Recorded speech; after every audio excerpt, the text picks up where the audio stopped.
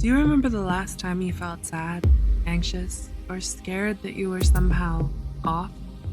You're not alone, even if it may feel like it. Before we begin, we need to warn you that this video may be triggering for some. If you feel triggered by this video, please take care of yourself, even if it means clicking off this video. With that being said, let's talk about the 10 mental health symptoms you should not ignore.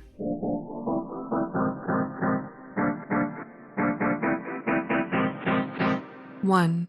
You're sleeping too much or too little. The Harvard University School of Medicine believes that 10 to 18% of the general population has problems sleeping. However, Harvard's med school stated either sleeping too much or too little is 2 or 3 times more common in people who suffer from a mental illness. The Harvard Med School stated about 50% of people who live with ADHD, depression, anxiety, or bipolar disorder suffer from insomnia or hypersomnia, which means sleeping too much. 2. You're having extreme anger outbursts. Do you ever feel anger that's almost impossible to control or way too much for the situation? If so, your anger may be warning you about your stress levels, unresolved grief, or your anxiety. Healthline reported extreme anger outbursts can also be a sign of unresolved trauma, bipolar disorder, alcohol abuse, obsessive-compulsive disorder, intermittent explosive disorder, or depression. If you wonder if your anger is healthy, experts recommend first recognizing your physical and emotional signs of anger. 3. You've started withdrawing from others or isolating yourself. Taking time away from others can be a positive for your mental health and physical health. But what if you constantly make excuses to avoid socializing? Mental health pros, such as Raymond Starr Jr. and Howard Dubowitz, say avoiding people or events you used to enjoy can be a sign of mental illness, such as depression, anxiety, or a psychotic disorder.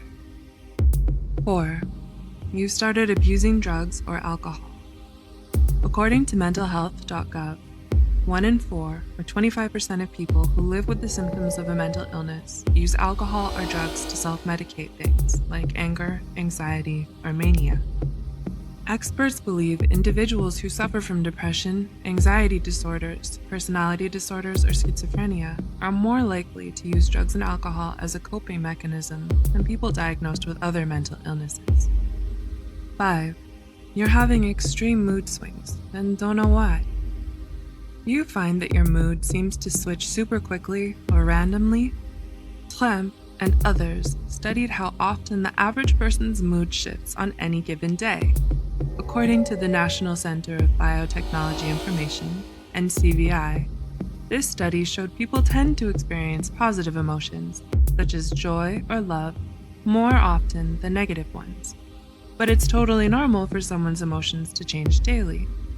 However, the National Alliance for the Mentally Ill, NAMI, warns especially dramatic mood swings that cause huge changes in your behavior and energy can be a sign of bipolar disorder. Agencies such as the American Academy of Pediatrics say the more red flag signs are experiencing sadness, anger, or feelings of excessive euphoria for most of the day, especially if it has nothing to do with what's going on in your life. 6. You're having feelings of sadness or depression that last longer than 2 weeks. All people experience sadness at one time or another. However, most normal feelings of sadness get better with time. The American Psychiatric Association reported abnormally intense sadness lasting 2 weeks could be a sign of depression. The National Institute of Mental Health stated, not being able to snap out of it or sadness being heavier than normal should be taken seriously. 7. Your worry and anxiety have gotten out of control. Have you ever found yourself worrying but can't shut it off? According to the National Institute for Mental Health, it may be a sign of an anxiety disorder. Other signs of anxiety disorders include having problems relaxing, insomnia, racing thoughts, unexplained aches and pains, or being easily irritated. The Anxiety and Depression Association of America suggests that if you've ever felt this way on most days for at least 6 months, you should consider talking to a mental health professional about your symptoms. 8. You may have noticed you're having delusions or hallucinations.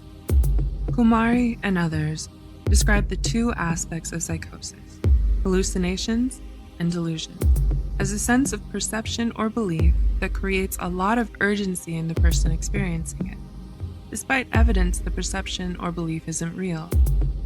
The National Alliance on Mental Illness reports up to 100,000 people in the US will experience psychosis every year.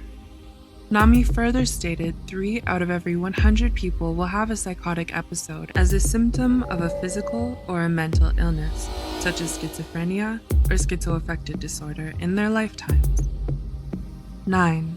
You're having more and more difficulty dealing with normal life situations. Have you ever gone through a time in your life when nothing seemed to go right and you just couldn't deal? The Australian Department of Health stated a rough patch that you just can't get past, one that hurts your ability to function for more than 2 weeks to 2 months, may be a sign of depression or anxiety.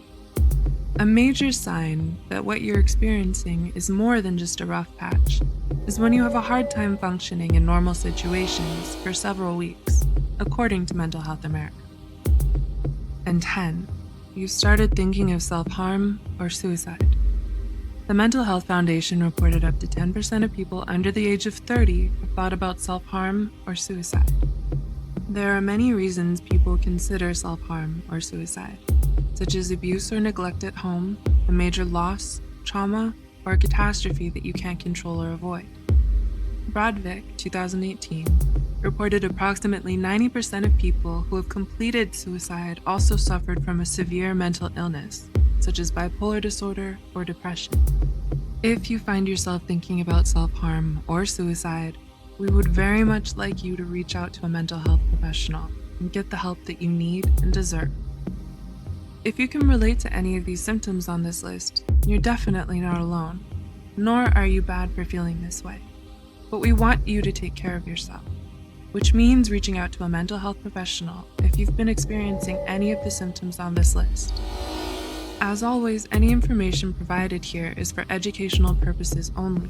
If you need mental health counseling or treatment, please contact your insurance company, local college's student counseling clinic, or your county crisis line.